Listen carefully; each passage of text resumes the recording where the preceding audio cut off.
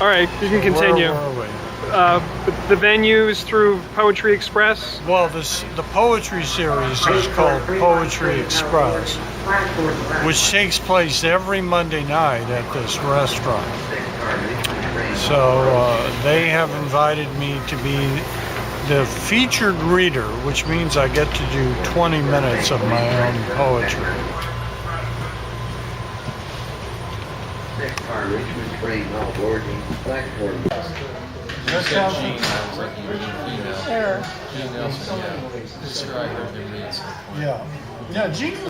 The event that Jan was talking about in 2009 was when I had cancer surgery. Bill, if you eat the mic and stick it out this way, it's better. Like that? Yeah, but closer and more perfect. There you go. Perfect. All right. Oh, how's that? That's okay, perfect. You can hear me. All right. Okay. So I'll start over again. So in 2009, I had cancer surgery, which was very major. And among other things, they took out one of my kidneys. But it kind of saved my life. So I found myself writing poetry. It took almost a year to recover from the surgery. But I found myself writing poetry, which was something I hadn't done in almost 30 years. And one of the first poems I wrote was about the surgery and my recovery from it.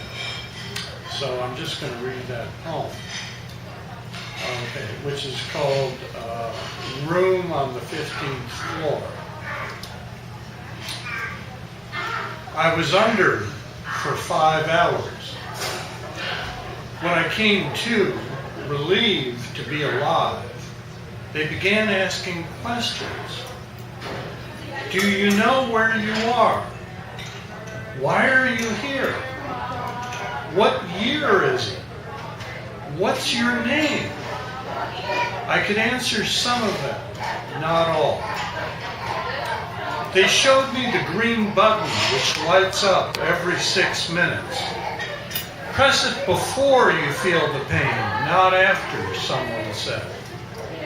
I had been there a few days when I had the first attack of amnesia. Couldn't remember who I was or why I was there. I thought I was an Arab terrorist being held by the CIA. A few hours later, I could remember. Next, I was a Mexican revolutionary being held by Americans. I didn't tell anyone. I knew what they would do. Move me to private room on 15th floor with 42-inch TV and view of Golden Gate. Maybe the nicest room I've ever had. I can't go on, I said one morning when 5 doctors visited at 6 a.m. Oh, come off it, said Dr. Weiss, a young woman. You'll be just fine. After 2 weeks, loaded me into an ambulance and sent me to rehab. My new roommate stayed up all night screaming. You meet interesting people in hospitals. The last night moved me to a room with a man who was 104 and dying. He was very quiet. 2. The surgeon, Peter Carroll, is said to be a genius. He walked in just before the surgery. Is there any chance I might not wake up? I've never lost anyone on the table, he said, and I don't intend to start now. He smiled. I like him a lot. I wouldn't be here without him. 3. Paul gave me a ride home after a month. He installed a TV. I hadn't had one in years, and then a new refrigerator. Virginia delivered some organic groceries and insisted, as she always does, that I eat good food. I joined Meals on Wheels. The disability checks began arriving. I could barely get up and down the stairs. The pain went on for months, mostly subdued by Norco. A second surgery for a hernia. One day, many months later, the pain began going away. Goodbye, I said. It was nice to know you. 4. Throughout everything, no one visited me more often than my boss, Sammy Bagwell. Gave me honey, dates, flowers, and books. Sammy, I said, you know I'll never be a Muslim. That's okay, he said. You can always change your mind later. 5. So now I'm thinking about going back to work. I'd rather retire, but don't have enough money. Does this mean I won't be able to watch Perry Mason every morning, 5 days a week at 8 a.m.? What will I do without Raymond Burr and his cohorts? I've decided that life is full of cruel disappointments, of which cancer is only one.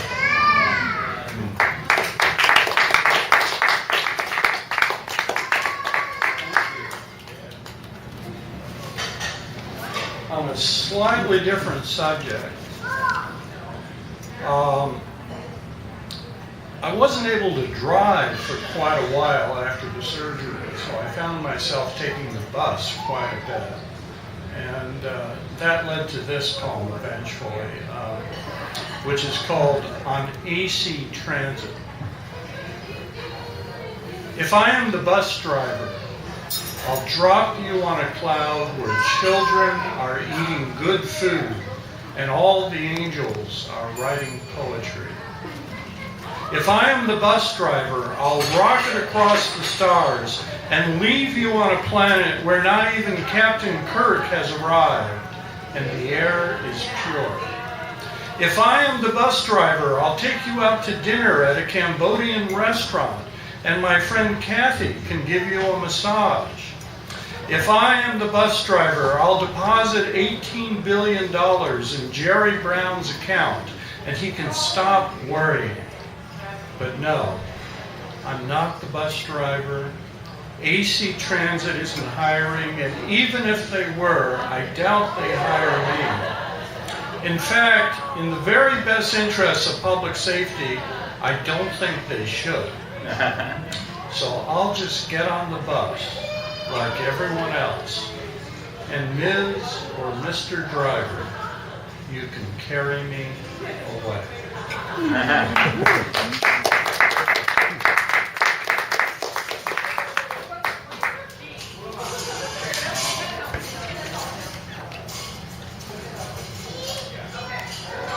One of the things that I put on the website, I am by profession a lawyer, and that leads to certain subjects in poetry. And this is actually, this is called, and obviously I was in law school a long time ago, but this is called Two Memories from Law School. 1, the law library. The stalls in the men's bathroom were a fertile source of graffiti. Someone had written, "You're dead from the neck up, but just don't know it." I've never forgotten that, and probably never will, unless I get Alzheimer's, which I don't think is what the author had in mind. Okay, and this is the second memory, too. Jim Smith. Professor Smith was a kind, almost saintly man, thoroughly adored by just about everyone at the law school, including me. One day when we were in class, a student asked him why, if the law is such a great thing, so many horrible disasters are always happening, not just in the law, but government, politics, life, everywhere. Jim Smith said, yes, it's true. The world is full of harmful, backward events, many of which take place right here. But in my life, I've also seen things go forward, slowly, lurching, a little at a time. Progress never stops. There's always progress. Maybe those weren't his exact words, but that's what he said. I've often thought about that moment. When things are really bad, and they have been so many times, I find myself disagreeing with what he said and wondering if he would still give us the same answer. He died many years ago. Now, at 64, I realize he was full of sense, as usual.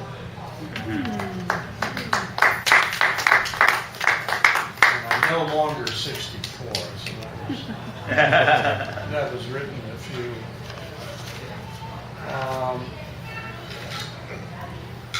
In the 50s. Okay.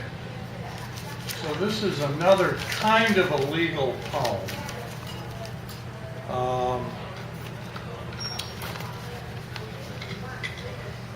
Okay, it's called The Fourth Amendment. And it begins with the Fourth Amendment, which I'll read to you.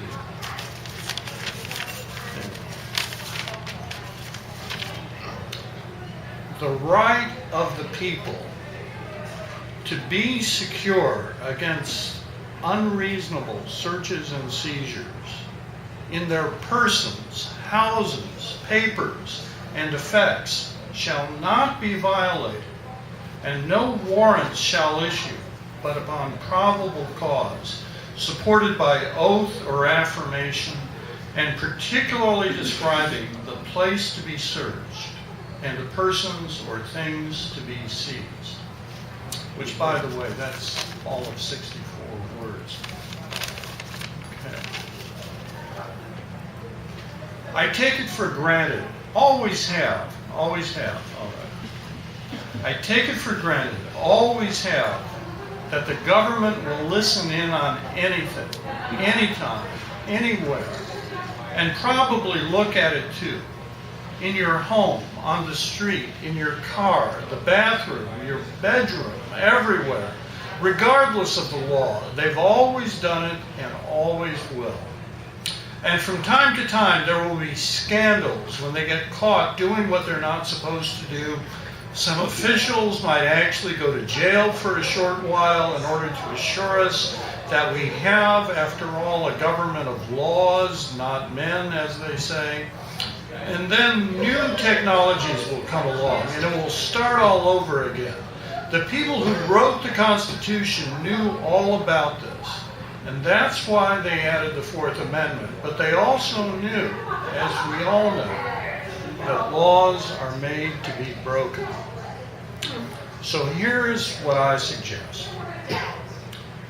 The next time you make love with your lover or lovers, or when you're alone and do it all by yourself, and it's especially good, and you're trembling and humming and oozing, and your mind has just lifted off to another planet and stayed there for what seems like years, then finally returns, you're back to normal or as close to normal as you ever get.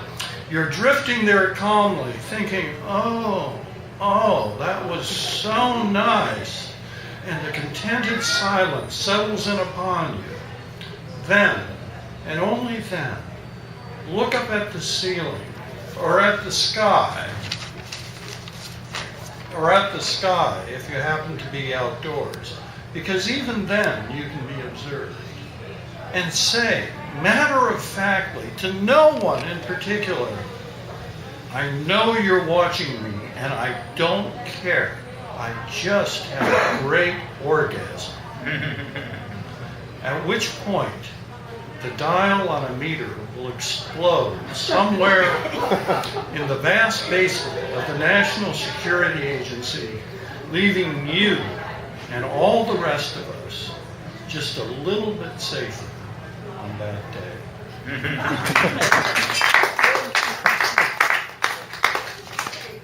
How are we doing on the time? We're doing okay. Okay, I got a few. I like that one the first time I heard you read it. I liked it even better this You time. remember it? I do. Thank you. That's a hard one not to remember. That is. Okay.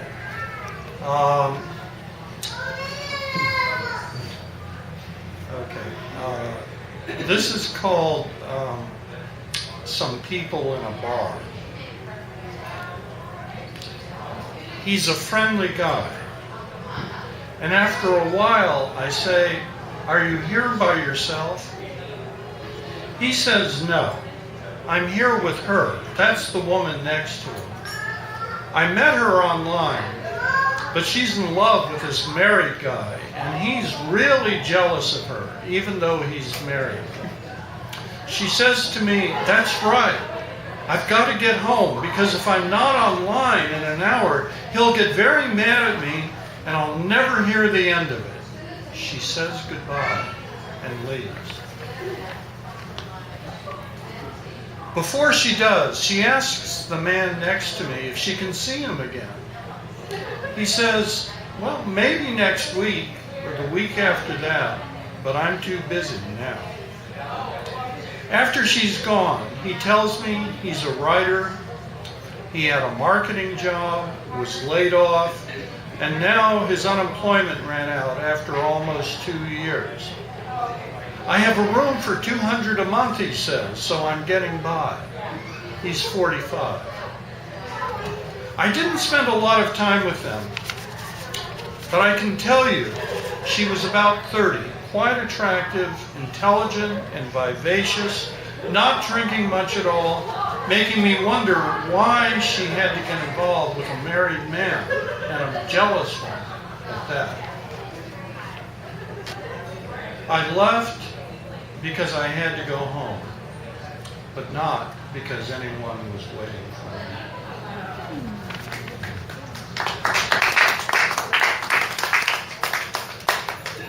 Moving along.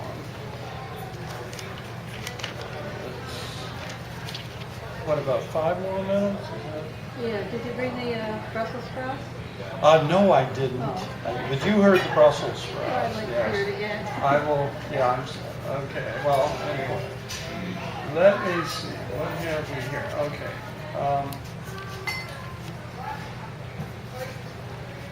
I am a very, very big movie fan. I do go to a lot of movies. This is actually the only poem I've written about a movie so far, although that may change. Okay. Actually, I have not read this one yet in front of anybody. This is Georgie Girl. Like a string quartet, in fact, Rampling plays the violin. It's about love, but also something much bigger. Bates sleeps with her, then with Lynn Redgrave. James Mason never gets laid. In the end, Redgrave is rich, as she actually was. The baby has a good home. Rampling and Bates are nowhere in sight, and the song plays for a final time. Hey there, Georgie Girl. One of the funniest films ever made. It was nominated for 2 Oscars, but didn't win. I'm watching it at the Paramount a month after Redgrave died.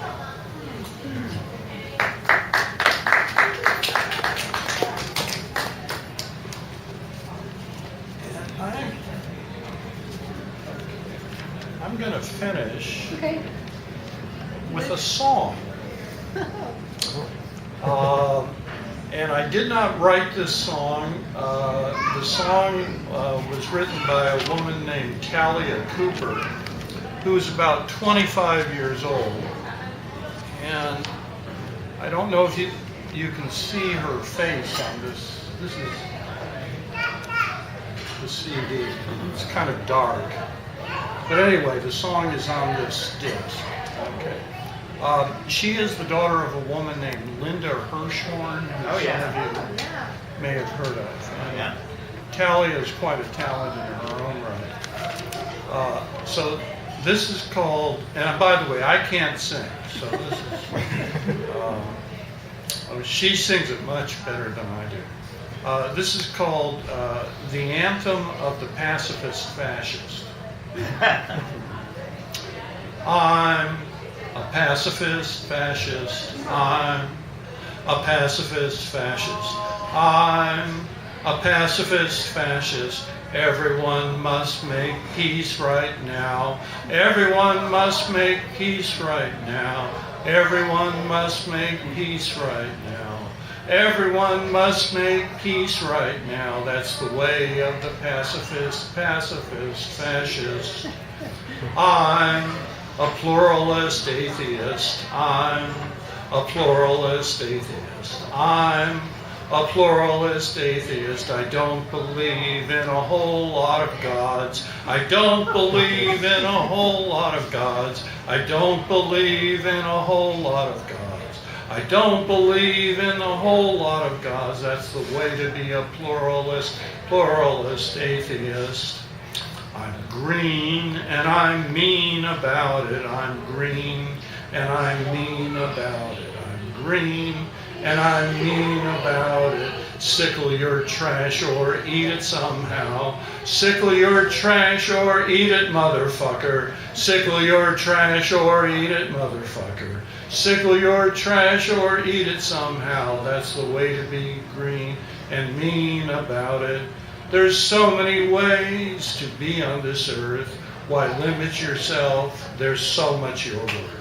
You can be for peace and vote for war. You can love your neighbor and ignore them even more. I'm a communist hedonist. I'm a communist hedonist. I'm a communist hedonist. I want the whole state to eat chocolate off my body.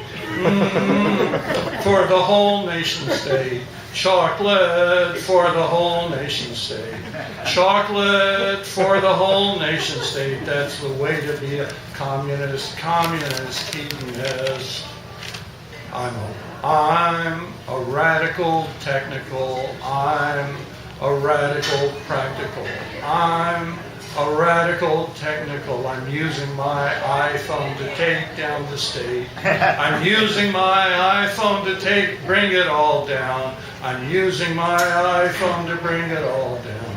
I'm using my iPhone to bring it all down. That's the way to be a radical, technical, practical. All right, everybody. I'm a pacifist fascist. I'm a pacifist fascist. I'm a pacifist fascist. Everybody must make peace right now. Everybody must make peace right now. Everybody must make peace right now. Everybody must make peace right now. That's the way to be a pacifist fascist. Thank you.